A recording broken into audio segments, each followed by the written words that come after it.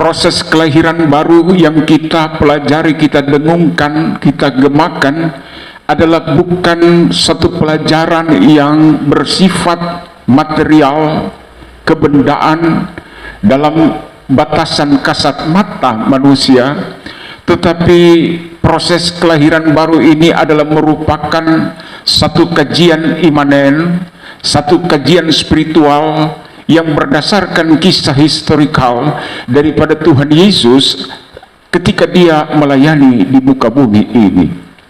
Satu peristiwa pertemuan percakapan antara Yesus dengan Nikodemus ini memberikan satu gambaran yang indah kepada kita tentang perspektif Alkitabiah soal kelahiran baru. Kelahiran baru itu lahir atau hasil karya dari firman dan Roh Kudus di dalam setiap kehidupan manusia.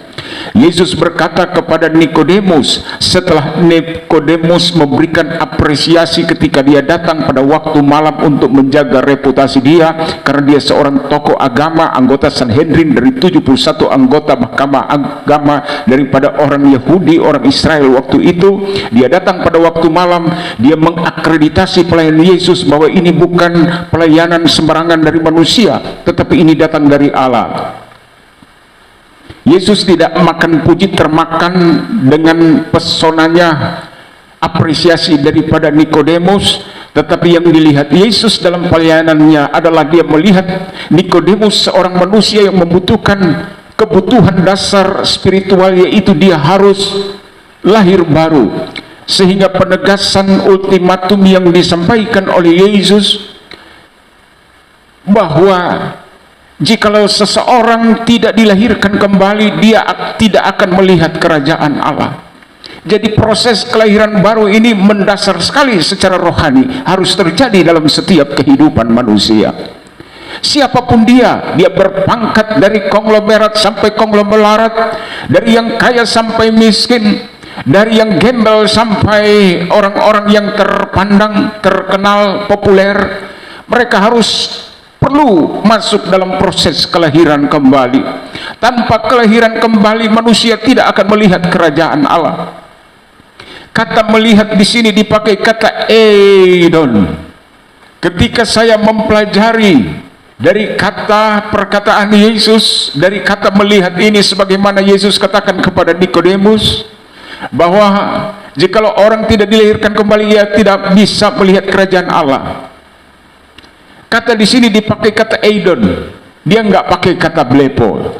Sebab kata blepo ini mempunyai pengertian melihat dengan mata, maka dia mengetahui atau dia menyadari sebagai satu kontak indrawi. Dalam filsafat ilmu itu empirisme, ketika orang dapat pengetahuan didapati dari kontak indrawi manusia. Kalau ini eidon ini lain. Kata melihat yang Yesus maksudkan di sini masuk ke dalam kerajaan Allah, pengertian itu juga, tetapi ada pengertian secara spiritual, yaitu merasakan, menikmati.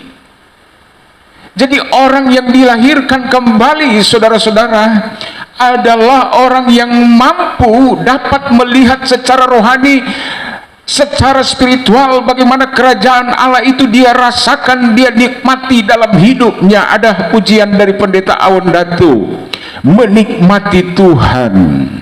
Itu benar, menikmati, merasakan kerajaan Allah ketika orang yang sudah dilahirkan kembali.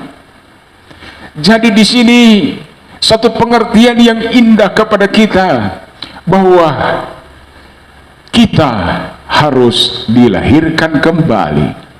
Dan proses kelahiran kembali ini itu bukan hasil daripada suatu kemampuan manusia, tetapi ini adalah kedaulatan Allah yang luar biasa yang terjadi dalam kehidupan manusia.